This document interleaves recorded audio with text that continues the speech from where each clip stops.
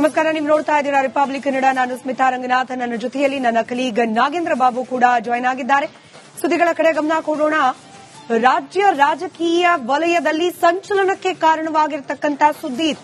ಅದರಲ್ಲೂ ಸಮಸ್ತ ಕರುನಾಡೆ ದಂಗಾಗುವಂತಹ mega exclusive republic ಕನ್ನಡದಲ್ಲಿ ಅಬಕಾರಿ ಹಗರಣದ ಎಕ್ಸ್ಕ್ಲೂಸಿವ್ ಸ್ಟೋರಿ. ಬೇರೆಲ್ಲೂ ಇಲ್ಲದ ಸಾಕ್ಷ್ಯ ಸಮೇತ ಸತ್ಯದ ಅನಾವರಣ ಇವತ್ತು ರಿಪಬ್ಲಿಕ್ ಕನ್ನಡದಲ್ಲಿ ಆಗ್ತಾ ಇದೆ. ಅಬಕಾರಿ ಇಲಾಖೆ ಲಂಚಾವತಾರದ ಮತ್ತೊಂದು ಕಹಾನಿ. ಲೈಸೆನ್ಸ್ ಲಂಚಾವತಾರಕ್ಕೆ ಮತ್ತೊಂದು ಆಡಿಯೋ ಸಾಕ್ಷಿ ಲಭ್ಯವಾಗಿದೆ. ಹಾಗಾದ್ರೆ ಈ ಎರಡನೇ ಆಡಿಯೋದಲ್ಲಿ ಇರೋದೇನು?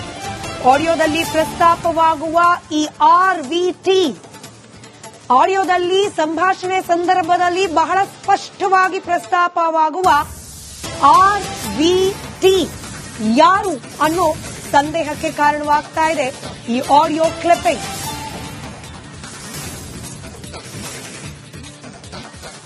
ಅಬಕಾರಿ ಇಲಾಖೆ ಅಂತಂದ್ರೆ ಕೋಟ್ಯಾಂತರ ರೂಪಾಯಿ ವ್ಯವಹಾರ ಇರುವಂತಹ ಇಲಾಖೆ. ಇಲ್ಲಿ ಭ್ರಷ್ಟಾಚಾರ, ಬ್ರಹ್ಮಾಂಡ ಭ್ರಷ್ಟಾಚಾರದ ಸ್ವರೂಪವನ್ನ ಪಡೆದುಕೊಂಡಿದೆ ಅನ್ನೋದು ಲೋಕಾಯುಕ್ತ ಅಧಿಕಾರಿಗಳ ದಾಳಿಯ ನಂತರದಲ್ಲಿ ಚರ್ಚೆಗೊಳಪಡ್ತಾ ಇರುವ ವಿಚಾರ.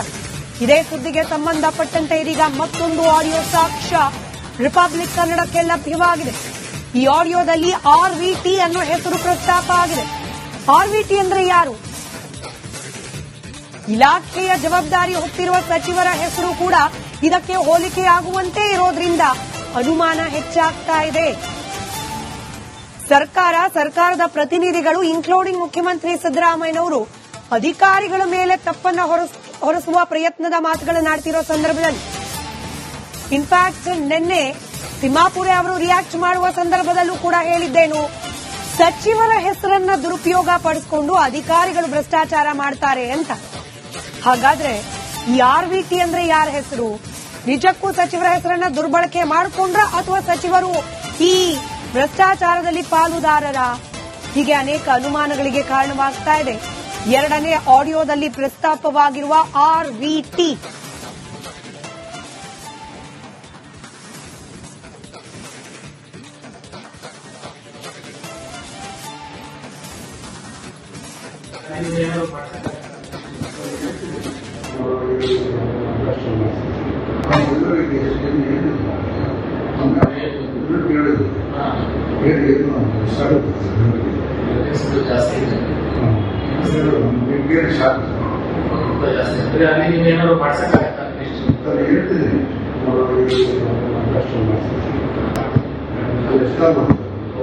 ಈಗ ಎಕ್ಸ್ಪೆಕ್ಟೇಷನ್ ಪ್ಲಸ್ ಹೋಗುದೇ ಜಾಸ್ತಿ ನೋಡೋಣ, ನಾನು ಮಾತಾಡಿ ಕಮ್ಮಿ ಮಾಡ್ತೀನಿ.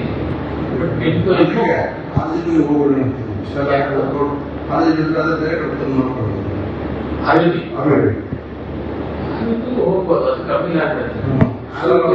ಅದಕ್ಕೊಂದು ಮೈಕ್ರೋ ಬ್ಯೂರಿ ಹಾಕೊಂಡಿದ್ದೆ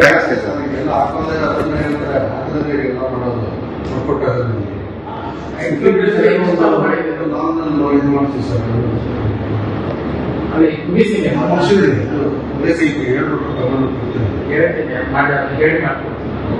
ಅವ್ರು ಹೋಗಿಸ್ಬೇಕಷ್ಟೇ. ಇಲ್ಲ ಅಂದ್ರೆ ನಾನು ಹೇಳ್ತೀನಿ ಅಲ್ಲಿ ಯಾರಿಗೆ ಫೋನ್ ಮಾಡಿಸ್ಬೇಕು ಅಂತ, ಅದನ್ನ ಮಾಡ್ಕೊಂಡು ಹೋಗ್ತೀವಿ. ಒಂಚೂರು ಜಾಸ್ತಿ ಇದೆ ಅಂತ ಹೇಳಿ ಅವರು ಪ್ಲಸ್ ಅಲ್ಲಿದೆ.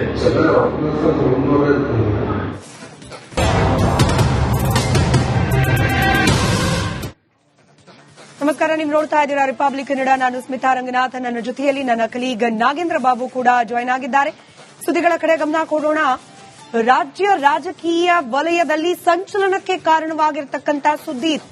ಅದರಲ್ಲೂ ಸಮಸ್ತ ಕರುನಾಡೆ ದಂಗಾಗುವಂತಹ ಮೆಗಾ ಎಕ್ಸ್ಕ್ಲೂಸಿವ್ ರಿಪಬ್ಲಿಕ್ ಕನ್ನಡದಲ್ಲಿ ಅಬಕಾರಿ ಹಗರಣದ ಎಕ್ಸ್ಕ್ಲೂಸಿವ್ ಸ್ಟೋರಿ. ಬೇರೆಲ್ಲೂ ಇಲ್ಲದ ಸಾಕ್ಷ್ಯ ಸಮೇತ ಸತ್ಯದ ಅನಾವರಣ ಇವತ್ತು ರಿಪಬ್ಲಿಕ್ ಕನ್ನಡದಲ್ಲಿ ಆಗ್ತಾ ಇದೆ. ಅಬಕಾರಿ ಇಲಾಖೆ ಲಂಚಾವತಾರದ ಮತ್ತೊಂದು ಕಹಾನಿ. ಲೈಸೆನ್ಸ್ ಲಂಚಾವತಾರಕ್ಕೆ ಮತ್ತೊಂದು ಆಡಿಯೋ ಸಾಕ್ಷಿ ಲಭ್ಯವಾಗಿದೆ. ಹಾಗಾದ್ರೆ ಈ ಎರಡನೇ ಆಡಿಯೋದಲ್ಲಿ ಇರೋದೇನು? ಆಡಿಯೋದಲ್ಲಿ ಪ್ರಸ್ತಾಪವಾಗುವ ಈ ಆರ್ವಿಟಿ ಆಡಿಯೋದಲ್ಲಿ ಸಂಭಾಷಣೆ ಸಂದರ್ಭದಲ್ಲಿ ಬಹಳ ಸ್ಪಷ್ಟವಾಗಿ ಪ್ರಸ್ತಾಪವಾಗುವ ಆರ್ವಿಟಿ ಯಾರು ಅನ್ನೋ ಸಂದೇಹಕ್ಕೆ ಕಾರಣವಾಗ್ತಾ ಇದೆ ಈ ಆಡಿಯೋ ಕ್ಲಿಪ್ಪಿಂಗ್.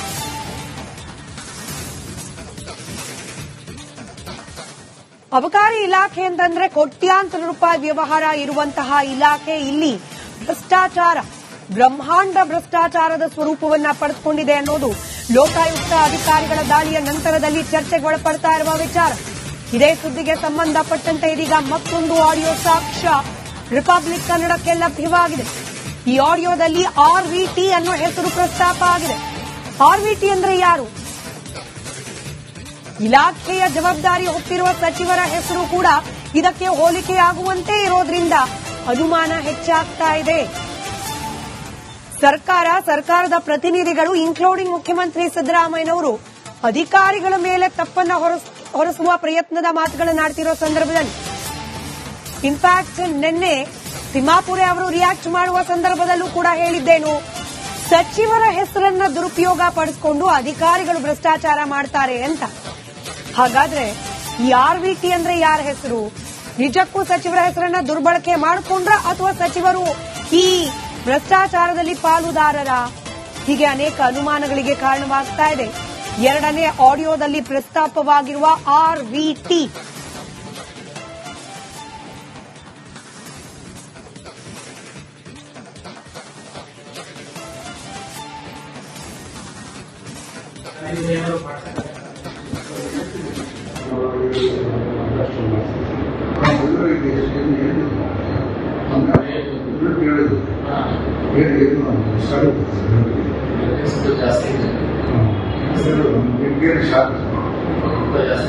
ನೀವೇನಾದ್ರು ಮಾಡ್ಸಕ್ಕಾಗತ್ತಾ?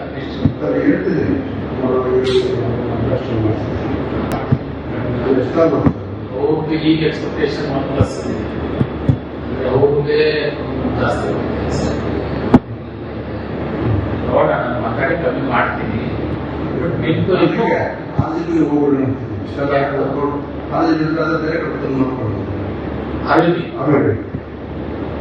ಹೋಗ್ಬೋದು, ಅದು ಕಮ್ಮಿ ಆಗ್ತದೆ.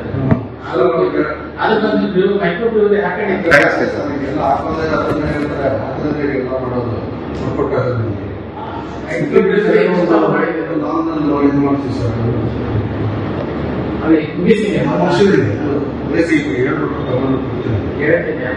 ಹೇಳಿ ಮಾಡ್ಕೊಡ್ತೀನಿ, ಅವ್ರಿಗೆ ಹೋಗಿಸ್ಬೇಕಷ್ಟೇ.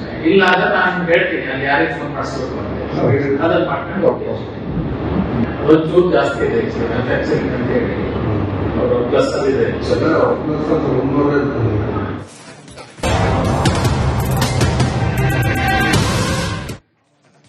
ನಮಸ್ಕಾರ, ನೀವು ನೋಡ್ತಾ ಇದ್ದೀರಾ ರಿಪಬ್ಲಿಕ್ ಕನ್ನಡ. ನಾನು ಸ್ಮಿತಾ ರಂಗನಾಥ್. ನನ್ನ ಜೊತೆಯಲ್ಲಿ ನನ್ನ ಕಲೀಗ್ ನಾಗೇಂದ್ರ ಬಾಬು ಕೂಡ ಜಾಯ್ನ್ ಆಗಿದ್ದಾರೆ. ಸುದ್ದಿಗಳ ಕಡೆ ಗಮನ ಕೊಡೋಣ.